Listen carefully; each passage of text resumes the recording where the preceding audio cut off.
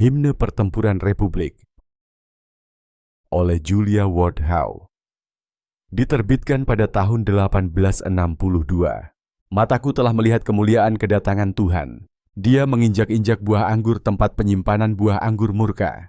Dia telah melepaskan sambaran petir dari pedang cepatnya yang mengerikan. Kebenarannya terus berjalan. Kemuliaan, kemuliaan, haleluya. Kebenarannya terus berjalan. Aku telah melihatnya di tengah api unggun di 100 perkemahan yang berputar-putar. Mereka telah membangun baginya sebuah mezbah di waktu embun dan kelembapan sore. Harinya terus berjalan. Paduan suara. Ketika kamu berurusan dengan orang-orang yang membenciku, maka rahmatku juga akan berlaku padamu. Karena Tuhan terus berjalan. Paduan suara. Dia telah membunyikan trompet yang tidak akan pernah menyebabkan kemunduran. Dia menyaring hati manusia di hadapan takhta penghakimannya. Tuhan kita terus berjalan. Paduan suara. Dalam keindahan bunga bakung Kristus dilahirkan di seberang lautan. Dengan kemuliaan di dadanya yang mengubah rupa Anda dan saya. Sebagaimana Dia mati untuk menjadikan manusia suci, marilah kita mati untuk memerdekakan manusia. Sementara Tuhan terus berjalan. Paduan suara. Bab 13. Anda dibohongi. Saya telah menyebutkan di bagian pertama buku ini bahwa Anda akan menghadapi penipuan dan kebohongan dalam jumlah yang belum pernah terjadi sebelumnya. Anda dapat melawan delusi yang kuat dengan mengetahui kebenaran. Anda perlu waspada dan meminta hikmat kepada Tuhan. Bacalah Alkitab, pertanyakan apa yang Anda dengar, apa yang Anda baca, apa yang diberitahukan kepada Anda, dan carilah segala sesuatunya di dalam Alkitab. Hanya karena seseorang mengatakan sesuatu ada dalam Alkitab, bukan berarti memang demikian. Dan hanya karena mereka mengutip suatu ayat Alkitab, bukan berarti mereka menggunakannya dengan benar.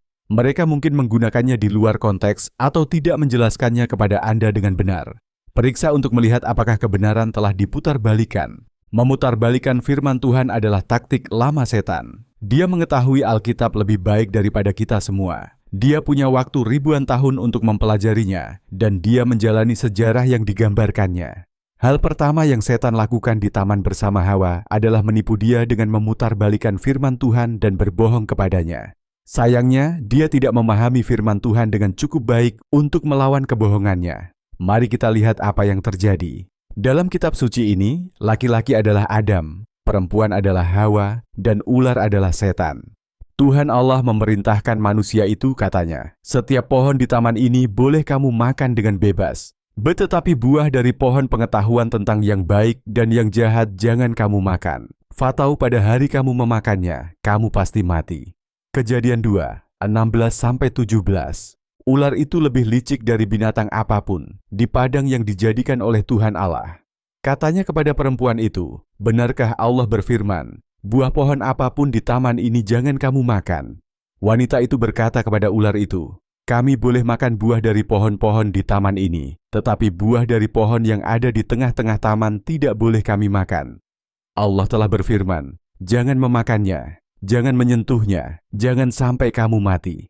Ular itu berkata kepada perempuan itu, kamu tidak akan benar-benar mati. Karena Allah mengetahui bahwa pada hari kamu memakannya, matamu akan terbuka, dan kamu akan menjadi seperti Allah, mengetahui yang baik dan yang jahat.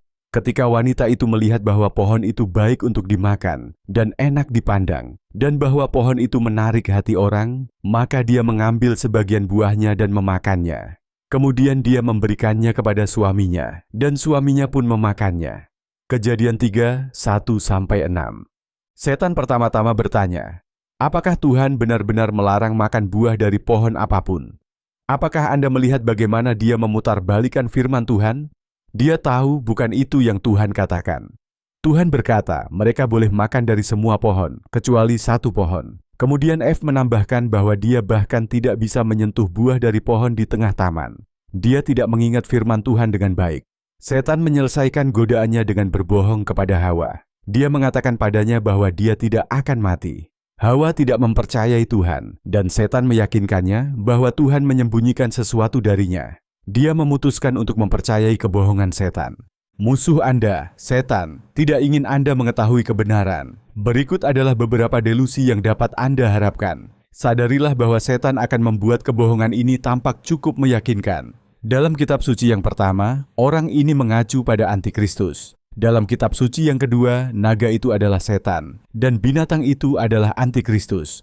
Orang ini akan datang untuk melakukan pekerjaan setan dengan kuasa palsu, tanda-tanda dan mukjizat. Dia akan menggunakan segala jenis tipu muslihat jahat untuk membodohi mereka yang sedang menuju kehancuran, karena mereka menolak untuk mencintai dan menerima kebenaran yang akan menyelamatkan mereka. Maka Allah akan menyesatkan mereka dan mereka akan mempercayai kebohongan-kebohongan itu. Kemudian mereka akan dikutuk karena menikmati kejahatan dibandingkan mempercayai kebenaran. Tesalonika.